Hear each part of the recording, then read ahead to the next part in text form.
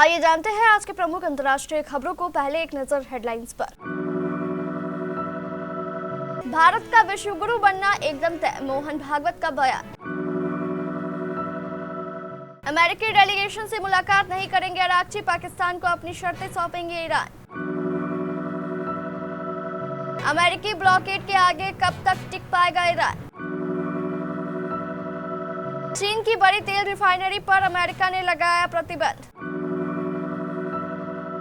अमेरिकी अखबार एनवाईटी ने आखिर ऐसा क्या लिख दिया जिससे आसिम मुनीर ने पाकिस्तान में छपने नहीं दिया। मादुरो की गिरफ्तारी पर लगाया $4 लाख का सट्टा। हॉर्मुज में माइंस हटाने जा रहे अमेरिकी नौसेना का दुश्मन बना बंदर, अटैक कर किया जख्मी। पेटीएम पेमेंट बैंक लिमिटेड का बैंकिंग लाइसेंस रद्द, इससे यूपीआई ऑपरेशन पर नहीं पड़ेगा फर्क। 33 साल बाद बदला लेने लौटा बल्लू, संजय दत्त के खूंखार अवतार ने चौंकाया। और साई सुदर्शन बने आईपीएल में स्पेशल हैट्रिक जड़ने वाले पहले भारतीय।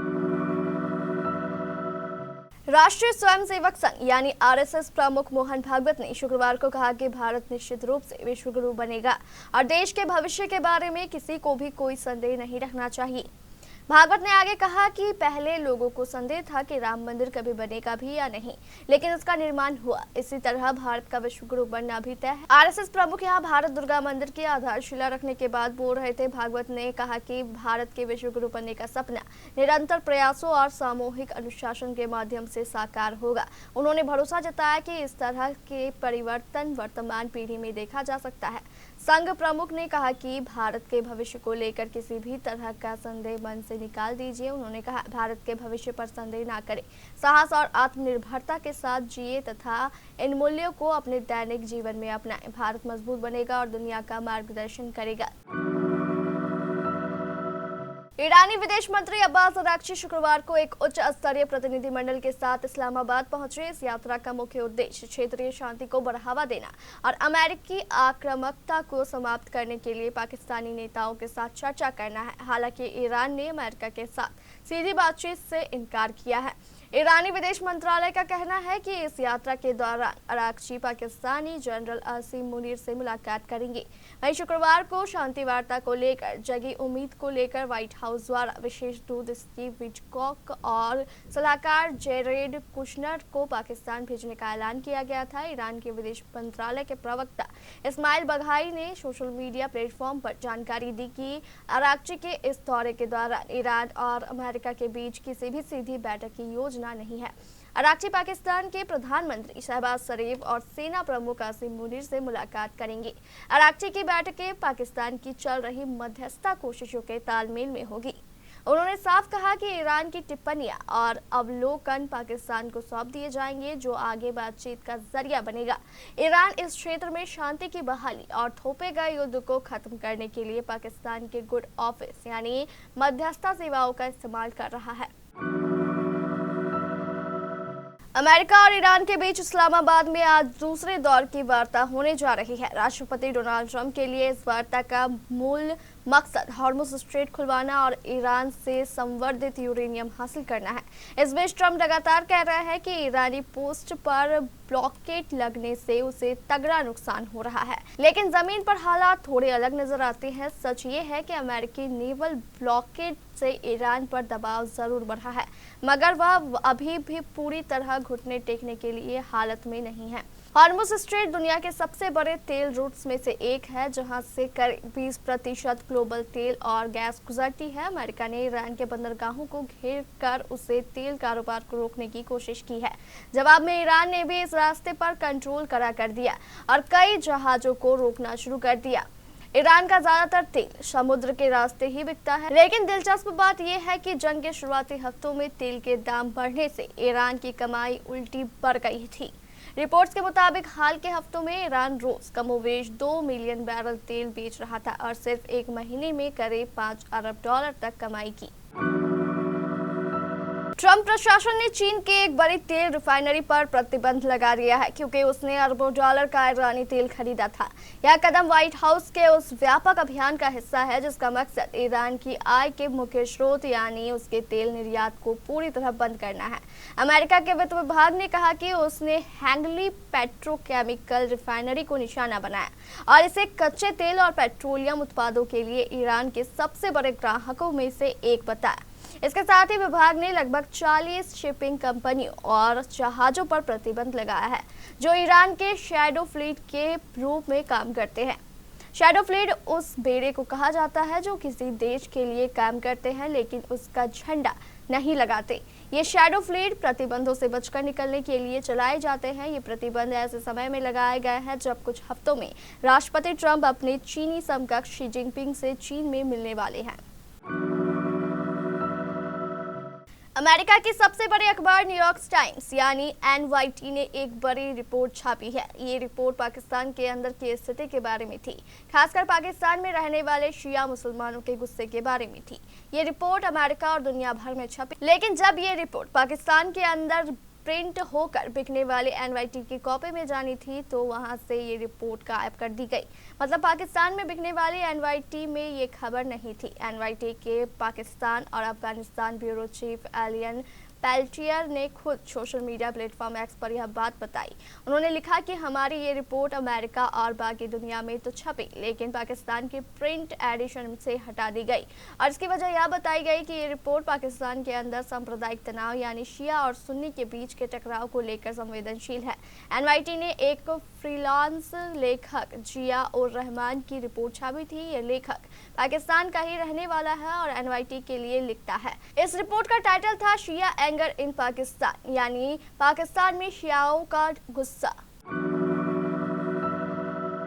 अमेरिका के संघीय अधिकारियों ने गुरुवार को बताया कि वेनेजुएला के राष्ट्रपति निकोलस मादुरो को पकड़ने गए स्पेशल फोर्सेस के एक सैनिक ने मिशन से जुड़ी जानकारी को लीक किया था। जानकारी के अनुसार उस सैनिक ने मिशन से जुड़ी गोपनीय जानकारी का इस्तेमाल करके एक ऑनलाइन सट्टेबाजी बाजार में $4 लाख से ज्यादा की रकम जीती। न्यूयॉर्क में संघीय अभियोजक के कार्यालय ने बताया कि कैन वेन डाइक अभियान का हिस्सा था और उसने गोपनीय जानकारी तक अपनी पहुंच का इस्तेमाल करके सट्टा खेला। इस जानकारी के बाहर आते ही न्याय विभाग ने उस पर निजी लाभ के लिए गोपनीय सरकारी जानकारी का गैर कानूनी इस्तेमाल करने, गैर सार्वजनिक सरकारी जानकारी की चोरी करने, कमोडिटी धोखाधड़ी, वायर धोखाधड़ी और गैर कानूनी मौद्रिक लेन देन करके का आरोप लगाया है। इस मामले में आरोप साबित होने पर उससे कई साल की जेल हो सकती है। अमेरिका के राष्ट्रपति डोनाल्ड ट्रंप एक तरफ से ईरान के स्ट्रेट ऑफ हॉर्मुज के भीतर बारूदी सुरंग हटाने के मिशन पर भेजे गए नौसेना के सैनिक माइनस्वीपर पर बंदर ने हमला किया। यह अजीबोगरीब घटना सामने आई है। वह मिडिल ईस्ट की ओर जा रहा था लेकिन थाईलैंड के फुकेत में रुकने के दौरान एक बंदर ने हमला कर दिया। घटना के बाद नाविक को USS चीफ के बेस पर ले जाया गया। जापान के सासेबो में उनको भर्ती किया गया। अमेरिका की सेना ने कहा कि USS चीफ मिशन में किसी तरह की देरी नहीं हुई, नाविक भी ठीक था। नौसेना पर हुए इस हमले ने बता दिया कि कभी कभी सैन्य मिशनों पर अप्रत्याशित घटना का सामना करना पड़ता है। इनका अनुमान लगाना मुश्किल होता है। दरअसल थाईलैंड यहाँ के अपने मैकॉक बंदरों के लिए बदनाम है। ये सड़कों पर घूमते रहते हैं, राहगीरों से खाना और अन्य खाने पीने की चीजें चुरा लेते हैं। कई मामलों में ये मुठभेड़ जानलेवा भी हो जाती है। मैकॉक बंदर में हर्पस बी वायरस होते हैं। भारतीय रिजर्व बैंक यानी RBI ने कल 24 अप्रैल शुक्रवार को एक आदेश जारी कर पेटीएम पेमेंट बैंक लिमिटेड का बैंकिंग लाइसेंस रद्द कर दिया है। हालांकि इससे पेटीएम के UPI ऑपरेशन पर कोई फर्क नहीं पड़ेगा क्योंकि पेटीएम इसके लिए दूसरे बैंक का इस्तेमाल करता है। इससे पहले 11 मार्च 2022 से बैंक को नए ग्राहक जोड़ने से रोका गया था। इसके बाद 31 जनवरी 2024 और 16 फरवरी 2024 को भी कई प्रतिबंध लगाए गए थे, जिसमें मौजूदा खातों, प्रीपेड इंस्ट्रूमेंट और वॉलेट्स में नए जमा पर रोक शामिल थी। भारतीय रिजर्व बैंक ने प्रेस रिलीज जारी कर इसकी जानकारी दी। RBI का यह आदेश कल शाम से लागू हो गया है। धुरंधर और धुरंधर 2 में एसीपी असलम के किरदार से तहलका मचाने के बाद अब संजय दत्त अपने खलनायक अवतार को एक बार फिर वापस लेकर आए हैं। उनकी फिल्म खलनायक रिटर्न्स का टीजर रिलीज किया गया है, जिसमें एक्टर 33 साल बाद फिर खलनायक बल्लू बनकर वापस लौटे हैं। हालांकि इस बार बल्लू पहले से भी ज्यादा खतरनाक और खूंखार नजर आ रहा है, जो बदला लेने के लिए किसी भी हद तक जा सकता है। संजय दत्त ने 24 अप्रैल को खलनायक रिटर्न का ऐलान किया और साथ में टीजर भी शेयर किया, जिसे देख फैंस क्रेजी हो गए।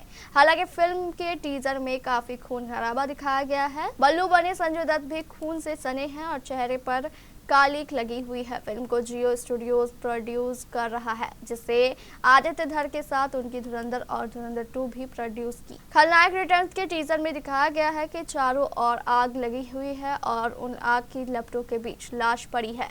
फिर बेड़ियों में जकड़ा एक हाथ नजर आता है, जो बल्लू का है। वह घायल पड़े एक शख्स के पास जमीन पर बैठता है, अपना शिकार जलाता है, जिसमें उसके चेहरे पर खून, लंबे बाल और कालिक नजर आती है। इस लुक में संजय दत्त एकदम खूंखार लगे हैं। जमीन पर पड़ा शख्स संजय दत्त से अपनी जान की भीख मांगता है, पर बल्लू यानी संजय दत्त कहते हैं, बोला था ना 10 अक्टूबर रात को 10 बजे बल्लू जेल से फिर वह नायक नहीं खलनायक हूँ मैं, गाना गाते हुए वहां से उठकर चल देते हैं।